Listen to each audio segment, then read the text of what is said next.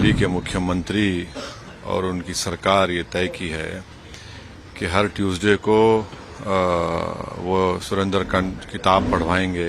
आप इनका हिपोक्रेसी देखिए कि कोई कह रहा है कि मैं सरयू नदी में चले आऊंगा। आप तो नरेंद्र मोदी की राह पर चल रहे हैं। सर, आपने ट्वीट किया है छोटा रिचार्ज और क्या क्या बातें बोली हैं, किसके लिए बोला है आपने? मैंने जब ये मैंने देखा कि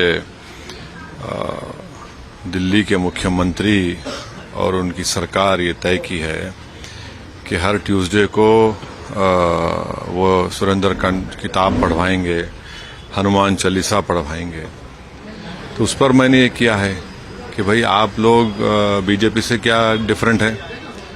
आप में बीजेपी आरएसएस में कोई फर्क नहीं है। आप इनका हिपोक्रेसी देखिए कि कोई कह रहा है कि मैं सरयू नदी में चले आऊंगा, कोई कह रहा है कि राष्ट्रपति को नासिक आया जाए, कोई कह रहा है कि ये पाठ पढ़ाया जाएगा शिक्षा सेंटर में और जहां पर अस्पताल में पढ़ाया जाएगा। तो आप तो नरेंद्र मोदी की राह पर चल रहे हैं, जो वो कर रहे हैं आप वही करना चाह रहे हैं। तो आप में बीजेपी आरएसएस में क्या फर्क रहा है? तो मैं फिर से कह रहा हूं कि इस देश में मेजॉरिटी कम्युनिटी के वोट को कैसे हासिल किया जाए, उसका कॉम्पिटिटिव हिंदुत्व हो रहा है। और मैं इस देश के मुसलमानों से अपील कर रहा हूं कि आप लोग देखिए ये जो खेल हो रहा है इसमें क्या हो रहा है बताइए। कॉम्पिटिटिव हिंदुत्व की पॉलिटिक्स को अपनाया जा रहा है। अगर अभी भी इस देश के सेकुलर जहन रखने वाले हमारे हिंदू भाई और मुसलमान जो इसको नोटिस नहीं लेंगे तो फिर नुकसान किसका होगा? भाई आपको शिकायत मुझसे होगी, बताइए इस पर क्या बोलेंगे आप? ये जो सब तमाशे किए जा रहे हैं ये क्या है? फिर बोलिए सरयू नदी को जाएंगे, कोई बोला है कि नासिक को आया जाए, कोई कहा जा रहा है कि ये पाठ पढ़ाया जाएगा, हनुमान चालीसा पढ़ाया जाएगा स्कूल्स में, अस्पतालों में। क्या हो रहा है फिर ये?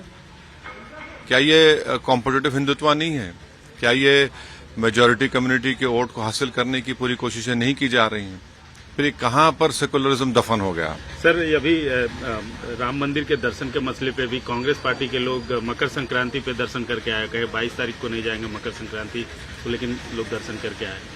नहीं, इतना जो आप जो पॉलिटिक्स ऑफ कंफ्यूजन करना चाह रहे हैं, इससे फायदा किसको हो रहा है? इससे फायदा क्या संविधान में जो सेकुलरिज्म है, प्लुरलिज्म है, डाइवर्सिटी की जो बात होती है, इक्वालिटी की, लिबर्टी की, किसको फायदा हो रहा है? आप तो वही कर रहे हैं जो मोदी चाह रहे हैं। अब बताइए फर्क क्या है फिर? यही तो हमारी शिकायत रही है, यही तो हम लड़ रहे हैं और इसीलिए हम पर इल्जाम लगा दिया जाता है।